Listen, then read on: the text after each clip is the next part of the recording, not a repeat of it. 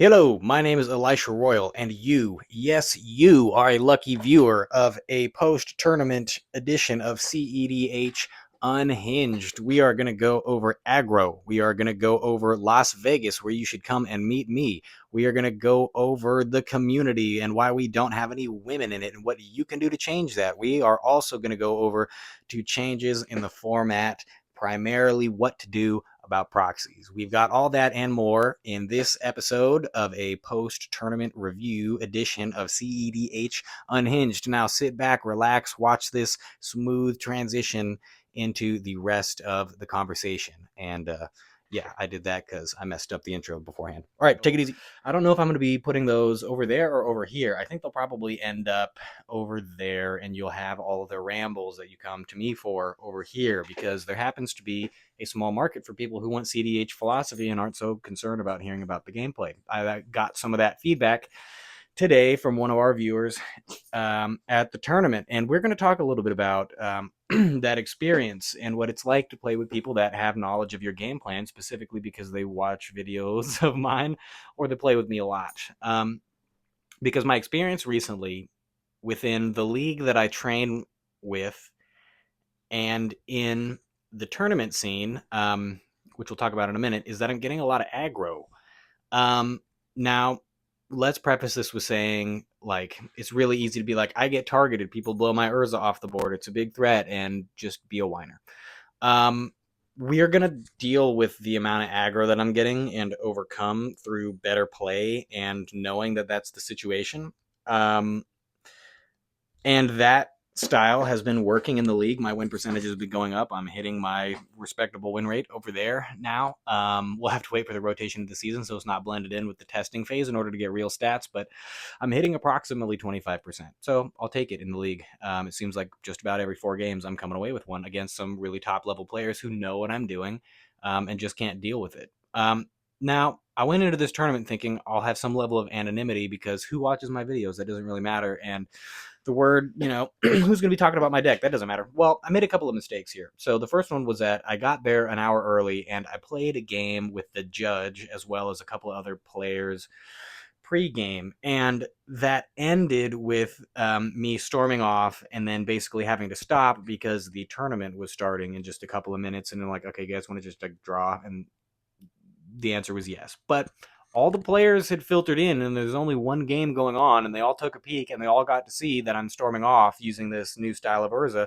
And there's enough people in the room that have seen my deck and know what it's doing, and the word quickly spread around that that's what's going on. So not very good. Now I get into this first game and I paired up with one of our regular viewers. It's like, how many regular viewers do I have? I get one of them in there, and he's a great guy and great player, and he's recently swapped to a much more meta deck, and I'm happy to see him on it. He was recently running a T-Grid mono black deck, Tegrid, and I ran into him in tournament quite a few times, and it didn't perform up to par, which he seems to have recognized, or at least what he told me today, and swapped on to, I believe, man, if I get it wrong, I'm going to feel really bad, but I think it's a Timna Thrasios. It was much more effective, and I was happy to see him doing it. Okay, so let's move on here. That first game included him, and no, it couldn't have been Timna Thrasios because he threw a Pyroblast my direction. Urza got removed I think three times. It had 3 counters on it for me to recast, and then it had been bounced a 4th time. The other 2 people at the table were not necessarily like they were cEDH competent, but they're not like high level players, and they don't know what I'm doing, and they're influenceable. And this other person who's familiar with my playstyle was there and was able to influence those other players in order to throw interaction my way, which I have to question, you know, and be objective about. And it's like, was I the legitimate threat? And that just made sense to put it there? Or was there politics that were associated with that decision to send things my direction? And I think the answer to that is it doesn't really matter, and we have to account for the interaction anyway, regardless of were politics the source of it? Was it a threat assessment decision? Was it just efficient for them to use that removal because they're about to wheel? Like, there's so many instances that could create the circumstance in which they are throwing interaction at me that me trying to decipher the intent behind it doesn't really matter. I think that's the direction that I'm heading with it. But this person who's familiar with my game plan, just as much as anybody else that I play in the league with regularly, was able to explain my game plan in such a way that they handled me well. But again, the deck that I play is such a bully, and it requires the cooperation of all three players. And they were able to do it. That was my hypothesis going into it, was that the three players at the table are not going to be able to coordinate well enough in order to stop me in a commanding position, or at least on my way to a commanding position. And dude, I was just swinging over and over and over and trying to get that board state and doing some unusual stuff in order to make that thing happen. And it ultimately ended in a draw. Just that's how that goes. Now I'm like, okay, game two, hopefully I'll get some people that don't know what I'm doing. I got one of the people in the game that is very competent, and he plays with me regularly in the league.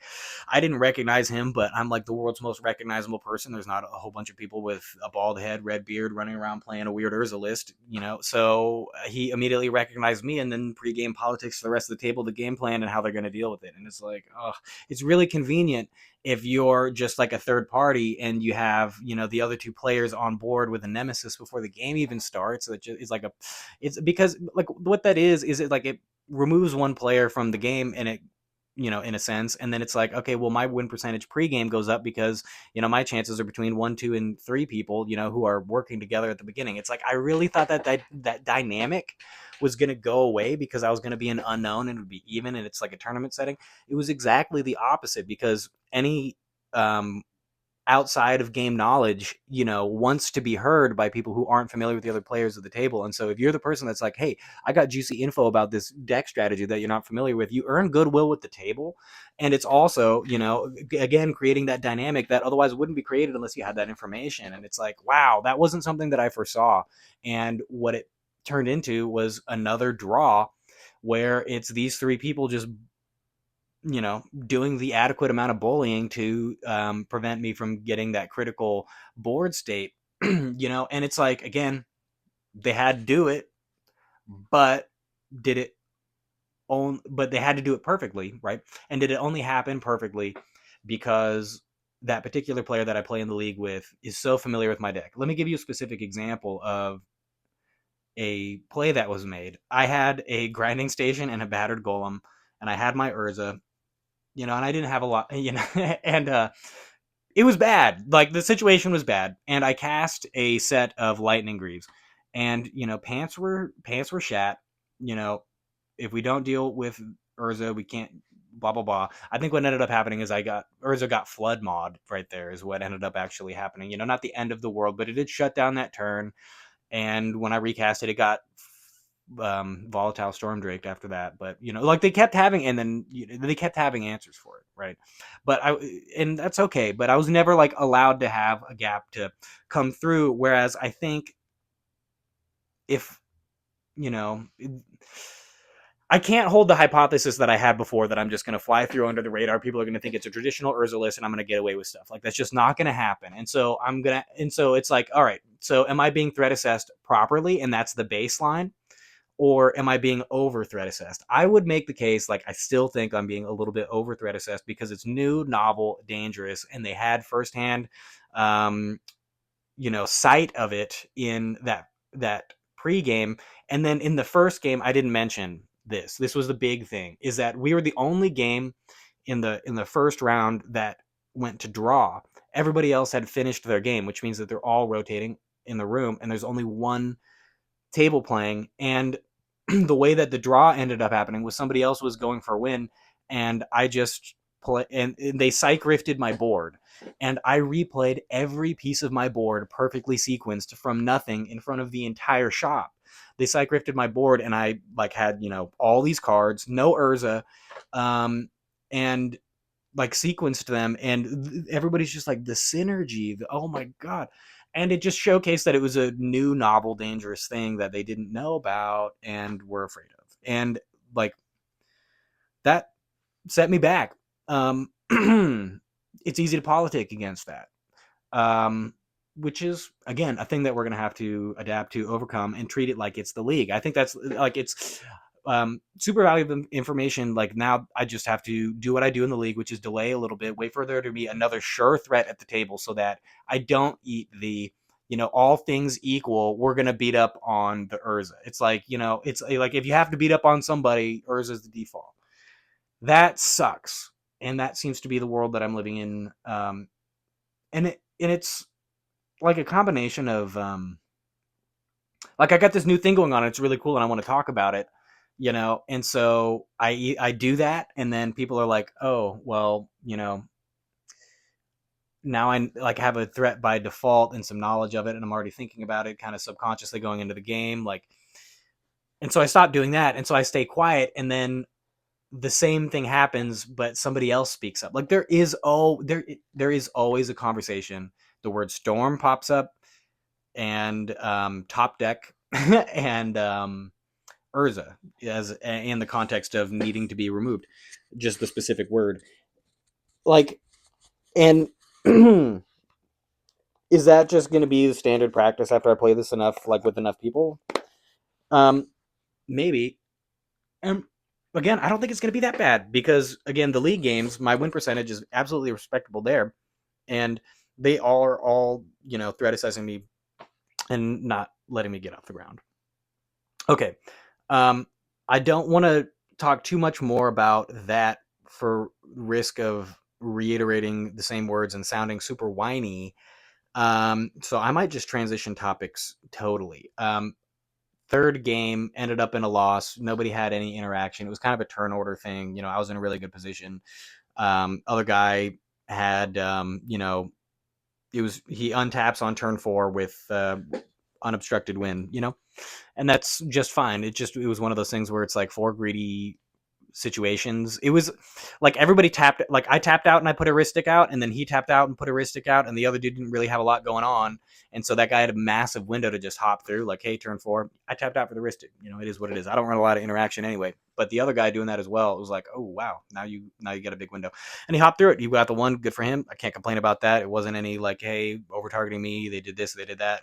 No, it was just a fair win. Although I will say, there was they did mention all the stuff about my deck. Like they clearly were saying all that stuff.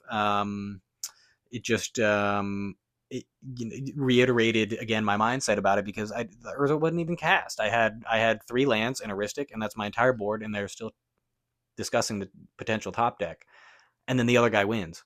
That sucks. Where it's like if I'm getting so much aggro that it's creating windows for other people, it's like I don't even care that you're setting my game plan back, but at least don't do it like at the benefit of another player. It's so nice to have a scapegoat, and the deck is so nice and easy to scapegoat. It really is a drawback. We got to figure out a way around it. I got to figure out a way around it, and it's like I think I already did. Let's talk about the positives. I came home. I had 2 draws. I mean, if you count the pregame, 3 draws, because those are high level players too, and I'm here to test in a tournament setting. We were playing like it was a tournament, except for we had to stop. Okay, we need to go back to game 2. I cannot pass up this point before we get here. I forced the draw when I could have had the win, and this is how. I have my board state. It's totally good. I have, all of the pieces except Urza. But I channel a Moon Snare, and I get it back in my command zone for an insane amount of mana. Cool. Other Tivit player has a transmute artifact on the stack going to get his time sieve. Sure death. I got nothing. He's got nothing. He's got nothing. Oh my goodness. All right. I'm going to tap my grinding station. I'm going to sack my, I don't know. I think it was a construct or something, like something. And I mill 3 cards off the top. I have my fully upgraded Fortune Teller's talent. And I mill 3 off the top. And there's my Sensei's top. That goes infinite. It's fully upgraded. So I just need to cast one other thing, which I did. I had flash speed from my Urza's Battlethopter. I flashed in a Mystic Forge, actually. It's the only artifact that I had. And bada boom, right there. There's the combo. And I could have pressed it, but it's like, I was thinking to myself, I'm like, it's so fragile. And he had a grip. The dude that had the transmute on the stack, he has a grip in hand. And it's like, he can get rid of the flash enabler. He can get rid of this. He can do that. And it's like, but I just flash over the top with the activations. Like, unless he had something right there, which he didn't. If the Sensei's sticks, that proves that I can keep activating and drawing over the like. I was politicking for the draw, and I wanted it really bad, and then I had the leverage in order to confirm the draw, and then I took it, and I should have just pressed for the win.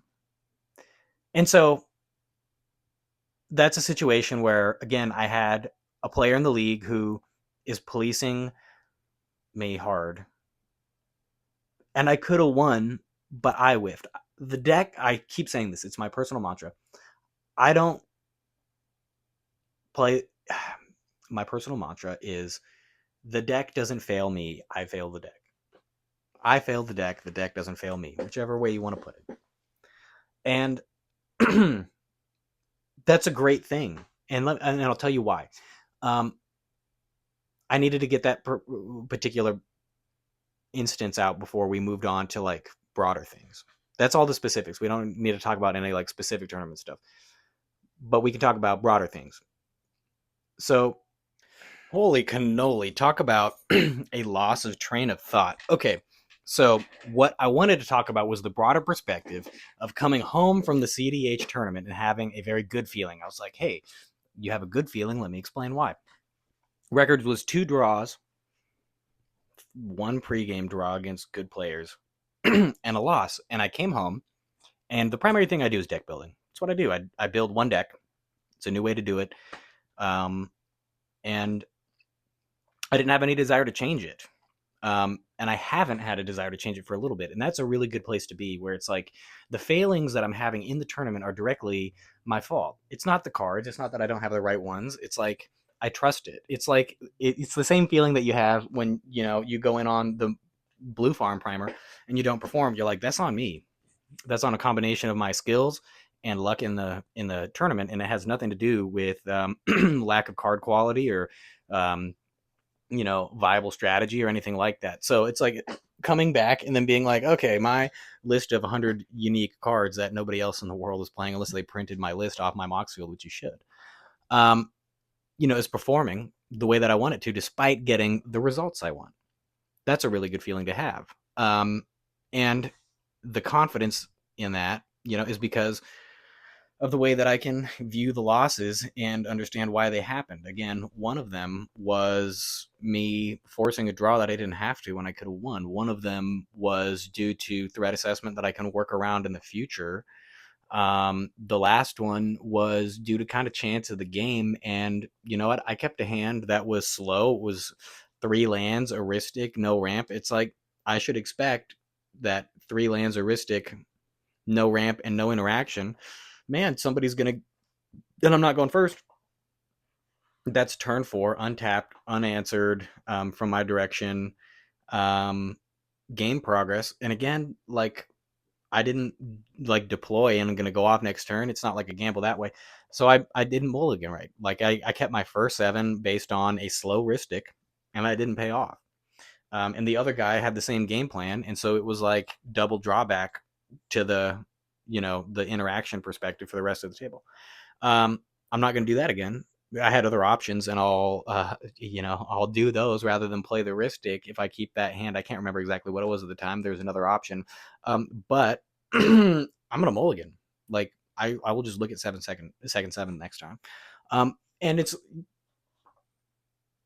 you just got to play enough games in order to figure that kind of stuff out, and then you put it in a tournament setting, and it makes it all that much more meaningful. There was a section of time where I played more tournament games than normal games, quote unquote, and that was super valuable in order to learn what the tournament meta looked like. It's diverse out there. There's a lot of different decks. It's not all the same stuff. You are going to see a spread. It's gonna be weird. It's gonna be wild. You're gonna see. I saw Marneus today. I saw Flubs. I saw I saw Shorkai. There the off meta decks, whatever you want to call that, are mine included. They're out there. Like the Urza, very few counterspell top deck casting thing. I'm in that category, and making waves, being seen, becoming known, being threat assessed.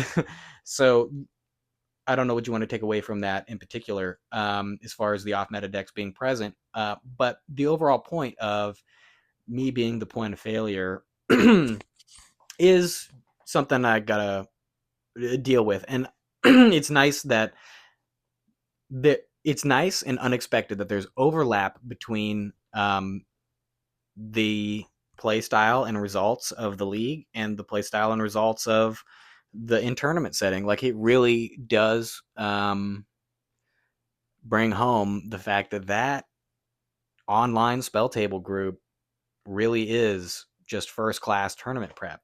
If you have one available to you in your area, or if you want to join the one that we're doing, it's $5 a month on Patreon, and then you basically just have access to a looking for game group and a Discord chat, and people are there really consistently, and they are high level. They're not taking it easy.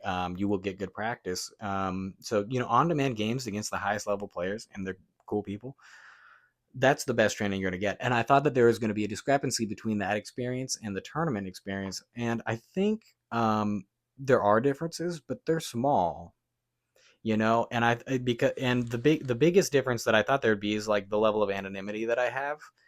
And there is a level of coordination when I'm playing in the league because everybody's seen it so many times. They know what's coming. Like there's a lot of unspoken stuff. But in tournament, I wasn't expecting the word to make it around so fast and so consistently, that my deck is a bully and needs to be punched in the nose, basically. Urza's nose. Like it wasn't that I wasn't like getting the pieces. It was almost like a detriment to me because like I was getting all of the right pieces.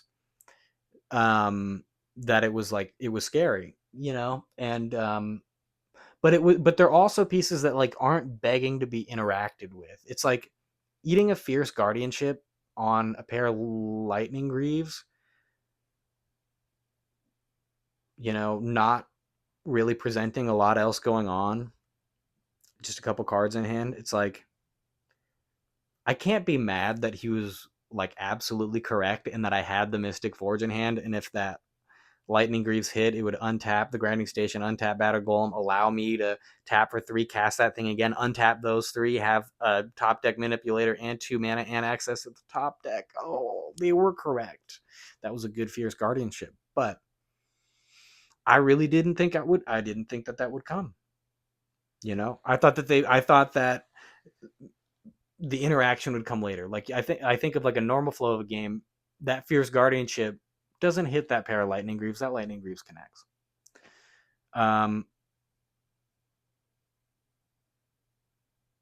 But it's wild. It's like the Lightning Greaves connect, or excuse me, the Lightning Greaves get fear. What happened, man? Because there's a bounce and the Greaves got fierced. Which one am I misremembering? Which one is missequenced? Okay, my point is that they made the right call in a situation where the percentage chance that it was the right call was pretty low. And I was on the other end of that the other day where the other people actually actively disagreed with it. I was putting same card, Fierce Guardianship, on a Dahada, and they happened to have the Flicker in hand, which would have, been really bad for us, and they would have won the game. Not that turn, but the next turn, based on the flow of the game and what I knew afterward. And at the time, everybody's like, no, no, no, no, don't do this. You need to save it for that. Don't. I don't want to protect that guy, but save it for this. And I responded to him, I've been here before. I know how this thing plays out. I'm gonna Fierce Guardianship the Dahada. And the person who they thought was gonna win didn't win. It was actually the other person that was, snake in the grass, hiding, but also saying that I shouldn't Fierce the Dahada. And the Dahada didn't win when they otherwise would have over the other person they did think that was gonna win if I hadn't used the fears. So and I tried to explain that post game where I was like, I just wanted to point out, it's like we saw his follow up turn. He did have the flicker, and he could have gotten. They're like, but he didn't have the breach. I'm like, but you got to understand, like he dug really far in that one turn, and that would have been his previous turn plus 2 mana, and like this turn that he just did would have been so much worse. He would have dug, he would have found it, he would have gotten there. I've been here before. I've seen how it plays out. And I'm seeing that attitude is the same one that's applied to my Urza. I've been here before. I've seen how this plays out. I don't even want to let it get that far. And they know that the word critical mass keeps getting used, where it's like redundancy, resiliency, critical mass. Those are the 3 things that I hear: redundancy, resiliency, and critical mass. And the people that know that it can get there, just get me at the knees. The knees. Can I be mad about it? I don't think so. But I really did think it was going to be different in tournament play. It's not. It's almost worse in tournament play because you're like getting outside information that can help you from some other person that is, pregame politicking effectively. So how do I pregame politic? Like, how do I pregame politic against it? I don't know. I'm gonna have to think about that. How do I work around it in practical terms? Play like I do in the league, basically a turn behind, put out everything except Urza. Don't give them the pieces to actually hit. Play every other piece and then put out the win conditions at flash speed, at an unusual time or under protection of some kind. So it's a traditional kind of game plan, which feels weird to say, but the unprotected, um, you know, straightforward turbo Urza that I thought was going to work in tournament gets politicked against, threat assessed correctly, and blown off of the map in a way that I experienced in the league and didn't think that I would find in tournament. But it is promising to see that even though those expectations are there, I was out here forcing draws, whiffing wins, and losing fair and square. It still performed even though I didn't do perfect. Like I did really well. And everybody, it's that experience of like I'm going really hard and everybody's sitting here stopping me and somebody else, or it was a bunch of draws. That the loss that I got wasn't like, hey, I'm going really hard and somebody else sneaks through. Like I didn't have that experience. Every single time I'm going really hard, it ends in a draw because my turns take 30 minutes.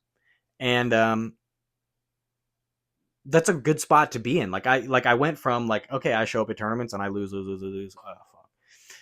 Now I show up at tournaments and it's draw, loss.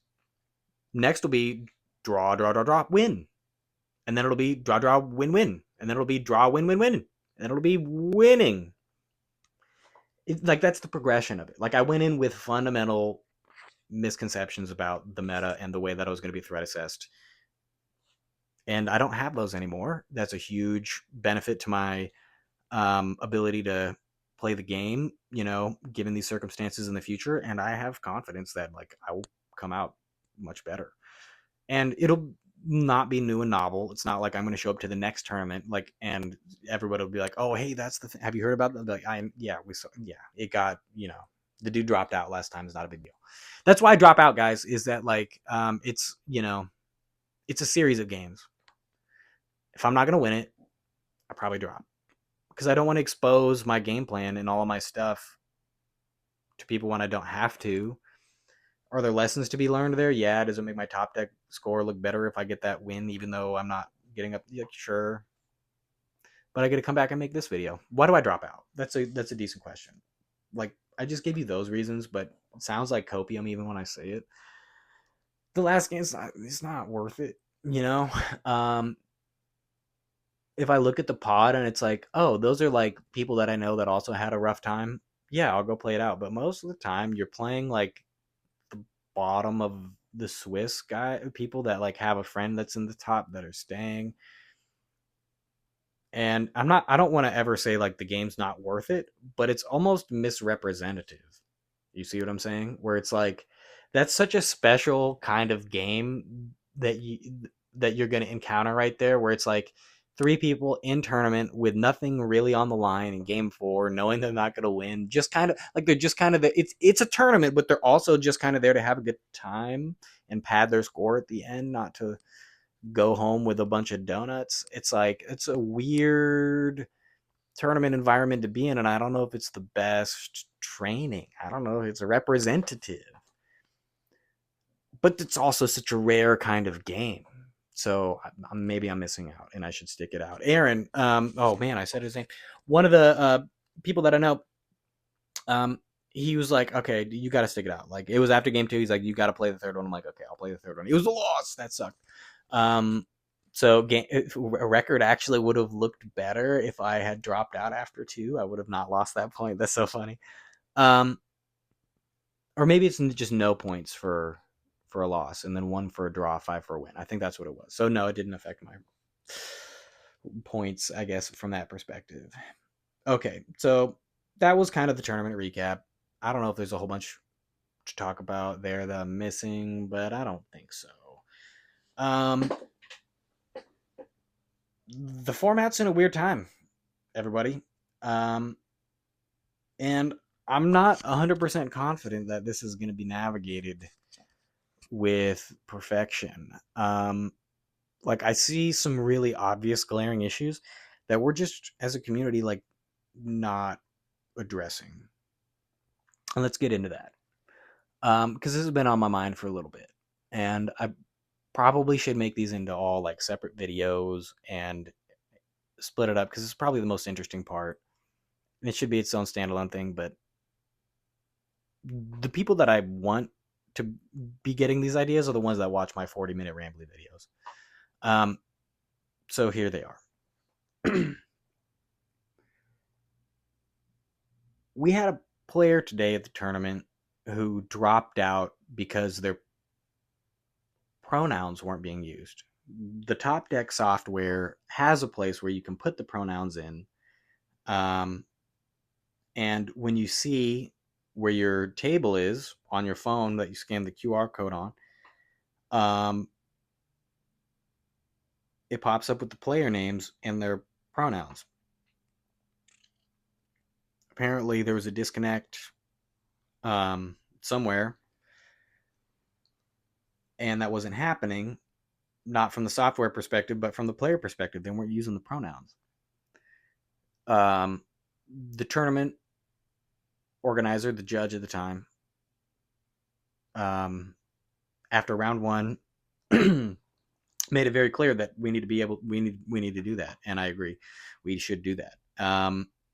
Announced it to the whole room, said, hey, on the software, if somebody has pronouns, use them. That's what they're there for. Let's be respectful. Shouldn't have to say that. And I agree with them. Absolutely. That didn't happen. That player dropped out of the tournament and didn't participate in our game. And that's a problem for me. Um, you know, so the other person that was there was their girlfriend, right? And played with them round one. Played with her round one.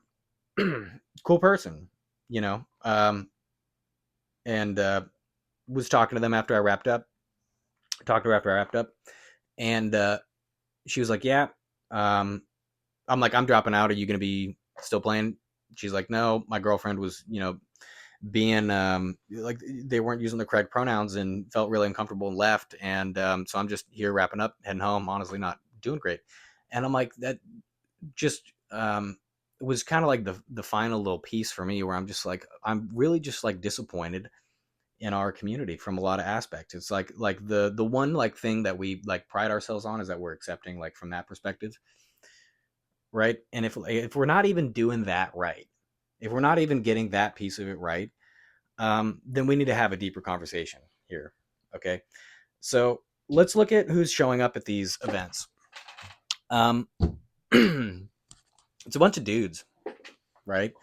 Um, every single time, and they're about the same age bracket. It's an expensive game. It takes a while to learn all the rules. We've got our young people in there. We've got our old people in there, but most of the time they're kind of like me, you know. Um, I'm 28. I'm a dude. Play the game. A lot of people just like me that are even a couple years older is the typical age I'm seeing doing this. Okay, so there's not a lot of women. Um, it's very rare to be in a cEDH environment where the ratio is anywhere near balanced from that perspective.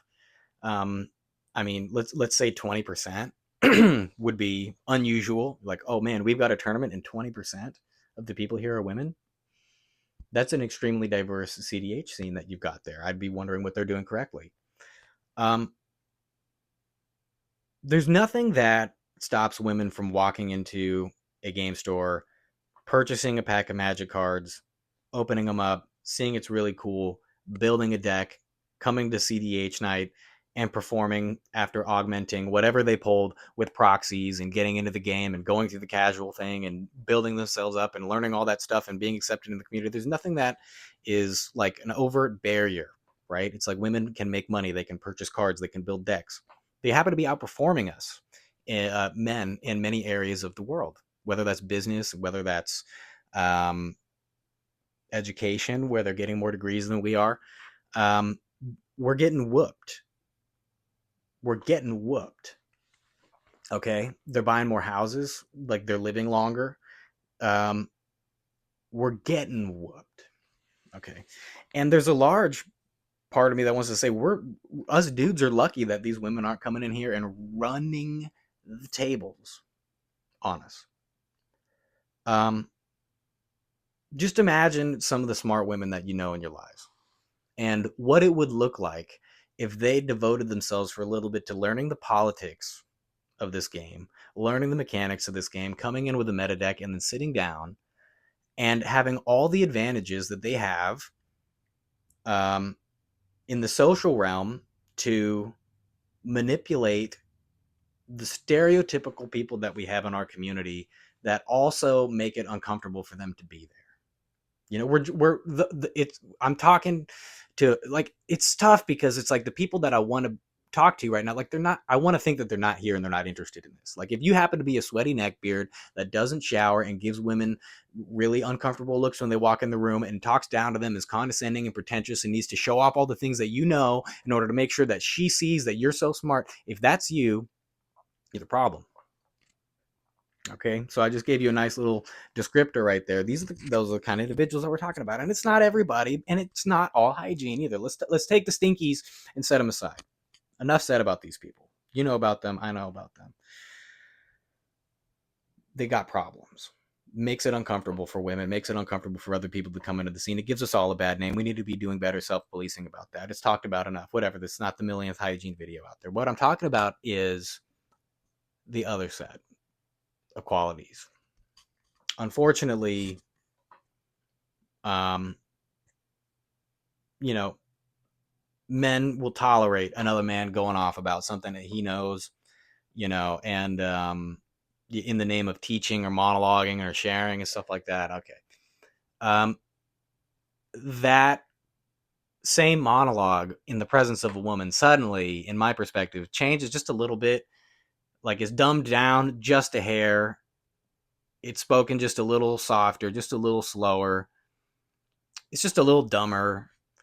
And it's, as George Bush, my man, said, it's the soft bigotry of low expectations. And he said that in regards to race, but I'm going to say it in regards to Magic players and their gender. You guys have low expectations of these women, and they can feel it. They can tell. Um, and I would just like to point out, again, in most other areas of life, they're beating us, and we are lucky that they don't just decide to chew up and spit out our nice little bubbles of a cEDH scene. They would. They would. If and I want them to, and that's kind of where I'm coming out with this, is let's have a deeper conversation about our community. It's not that Wizards of the Coast hasn't marketed towards the other 50% of the human population. They have. It's not that they haven't created a product that has a diverse set of characters within it itself. They do. They represent everybody of all colors, of all races, of all, presumed sexual orientations, of all kinds of identities. They put them all in there.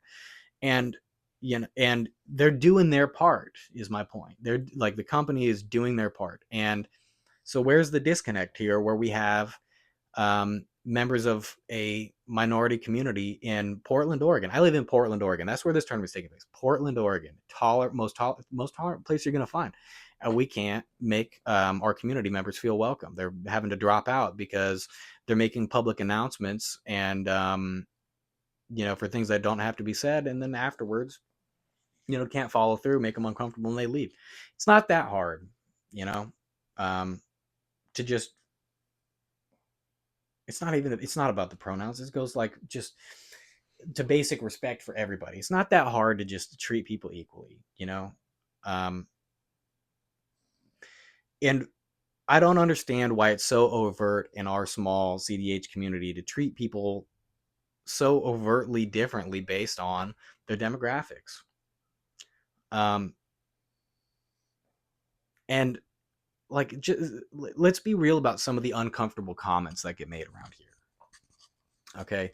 Um, there's a lot of things that I don't want to hear about while I'm playing cEDH. And like, thankfully, in our little league, the majority of the games that I play, we're all good. It's focused on that, right?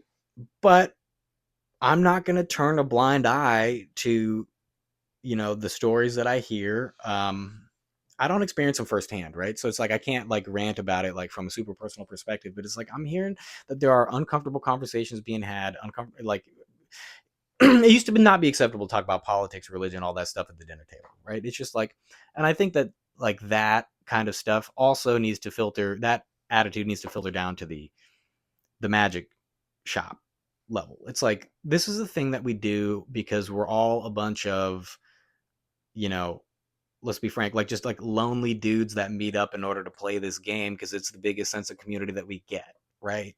It's like there are a bunch of better games, kind of, but they just happen to be video games and you don't get that connection. So it's like from an objective standpoint for the things that I want that make me feel fulfilled, it's like I go in and I get to see all my friends in person, shake their hand and have a good game. And, you know, that's like it's the gathering, man. It's really, and to think that 50% of the human population feels unwelcome to that, you know, like it makes me like just a little bit ashamed and embarrassed to be a part of it. Okay.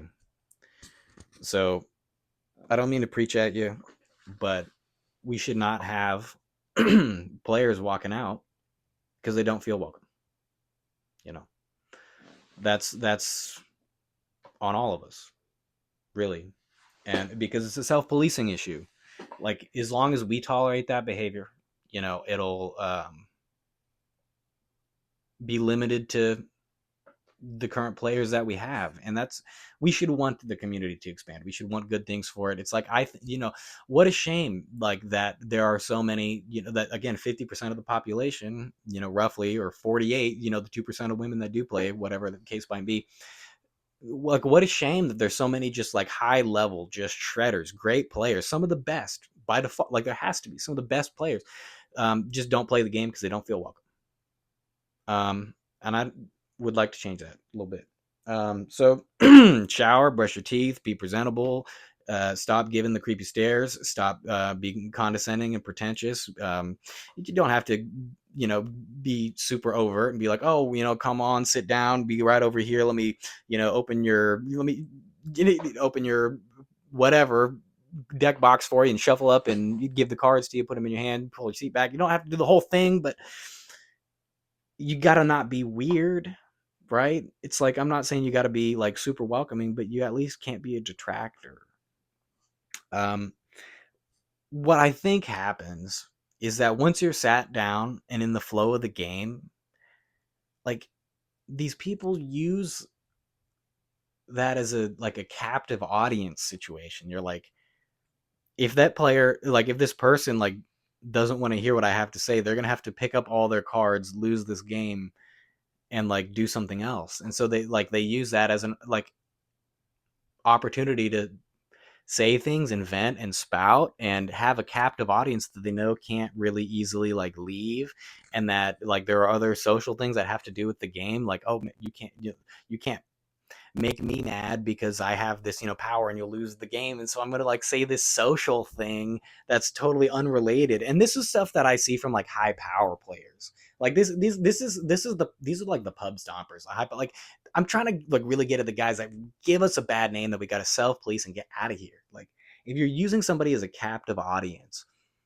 and then like power tripping off of like weird cards in a high power scenario in a, not cEDH, it's odd, and I think that you guys know what I'm talking about.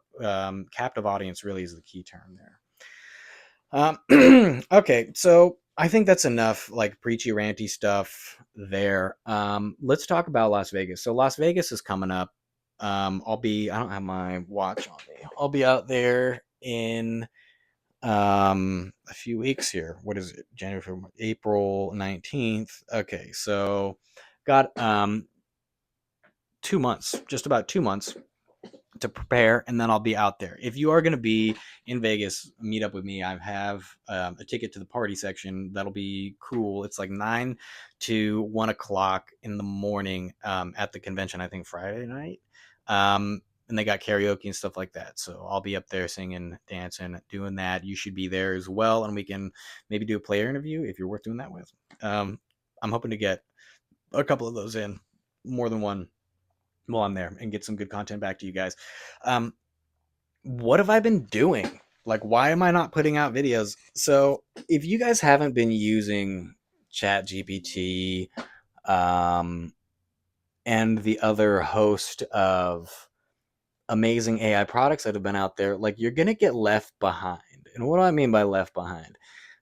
There's like going to be an increasing stratification between the people that adopt this and understand it and use it and the people that don't.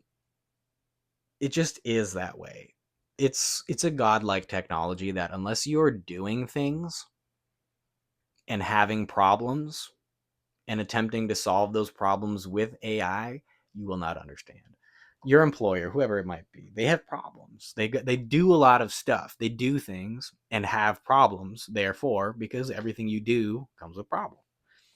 And they're trying to fix all those things with AI. Okay, so if you're in this position where you just like don't do enough stuff, and so you don't have any problems, you're not thinking about AI. And so I would encourage you to do more things. And then we can have a more in-depth conversation about like why this is cool. Like that, because that's kind of the position. It's like it's frustrating because I want to talk about it, right? But I got to go really far out of my way into like the local chats and stuff like that, the specific ones. I want that. I want more conversation about exactly what I'm doing, cEDH and AI. Like there's a whole bunch of stuff that needs to be done in this category as it relates to us, um, that I'm surprised hasn't been explored more.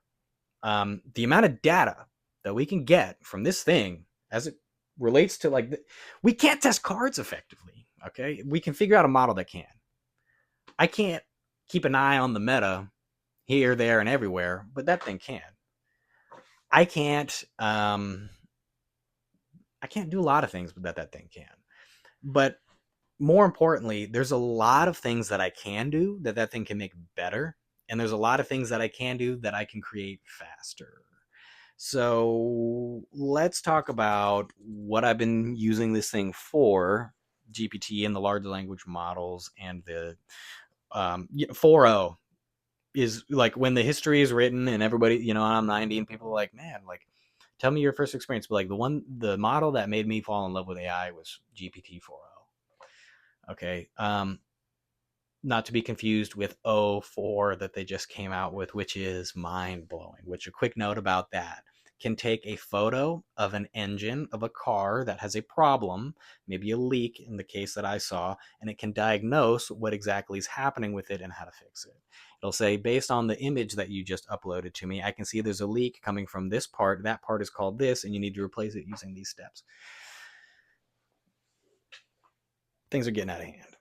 Now, I've uploaded a lot of videos like this, and not a lot, but enough. There's hours of me talking, and enough for somebody like you to understand how I think if you've been watching them. Okay, this thing can also understand how I think if it knows what I've been saying.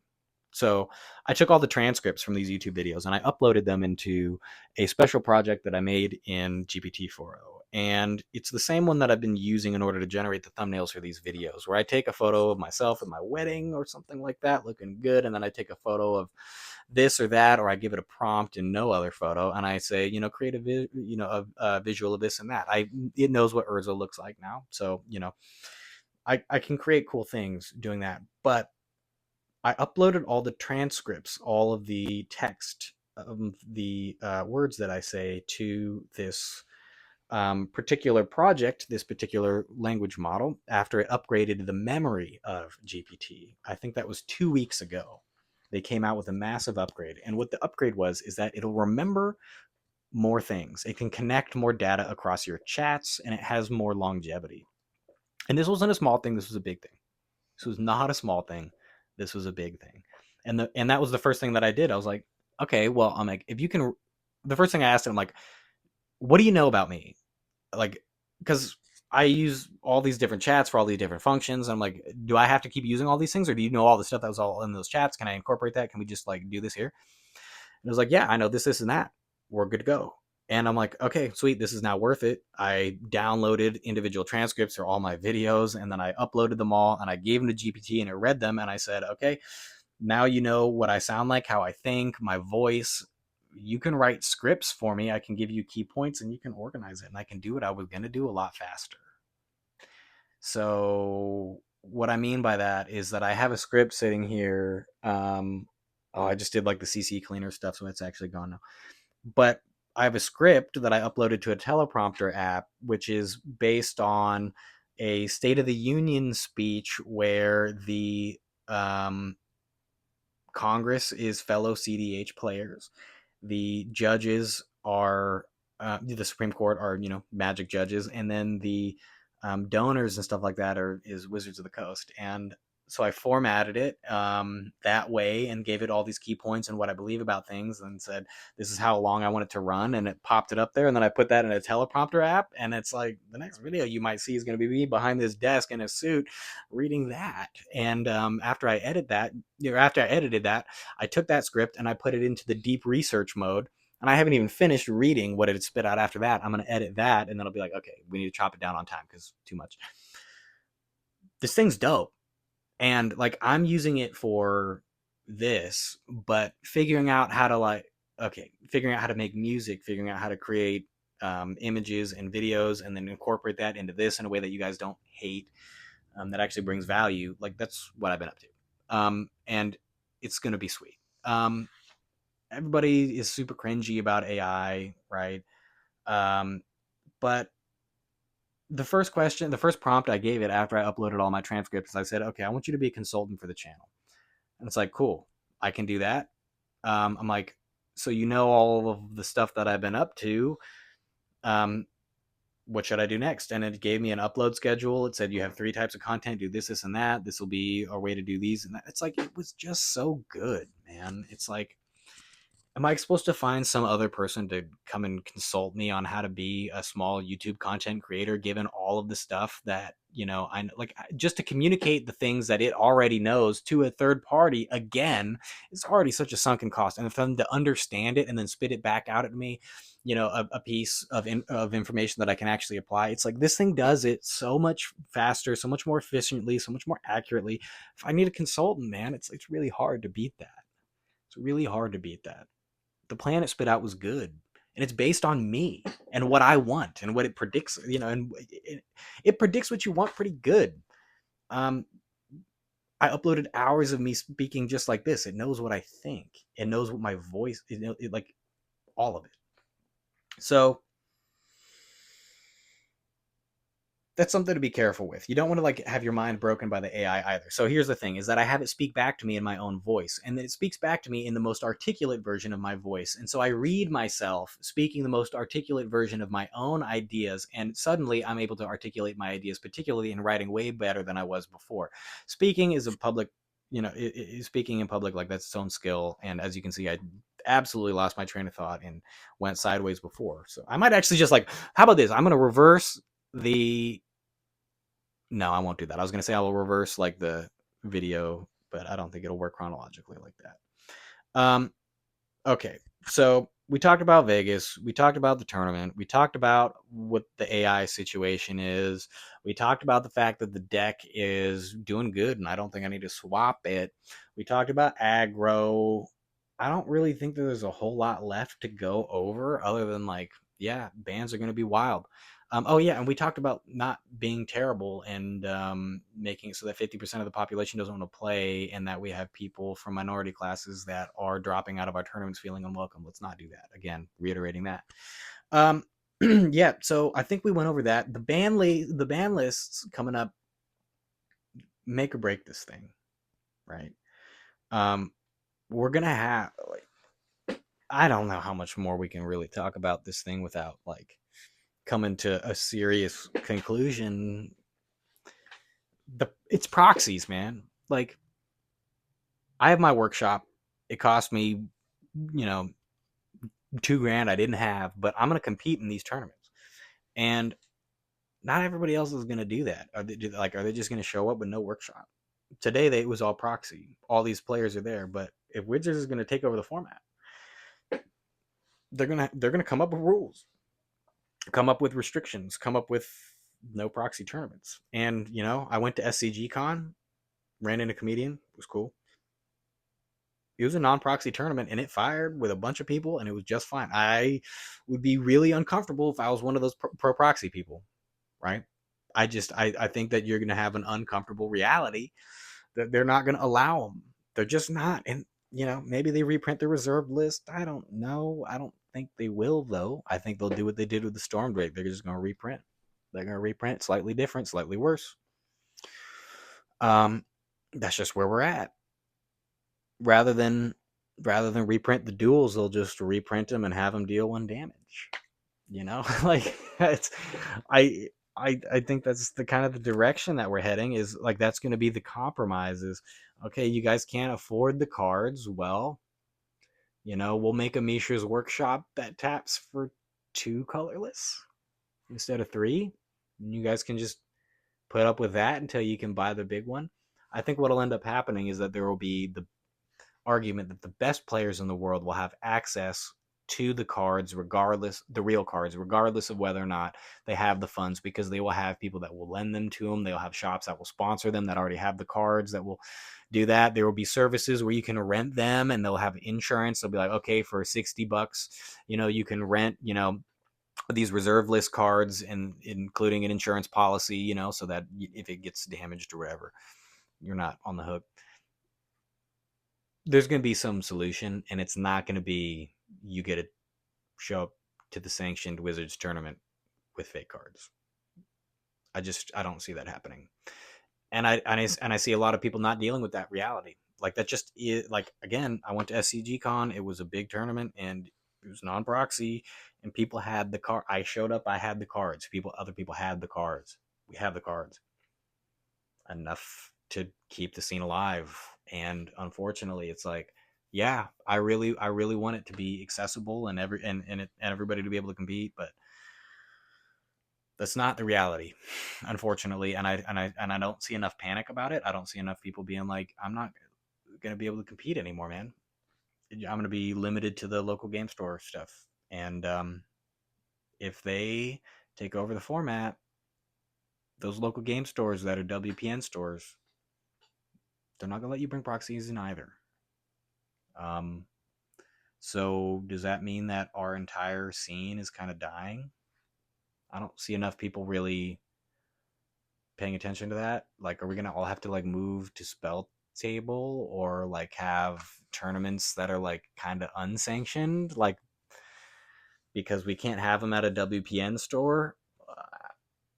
We all like this game, but stuff's expensive.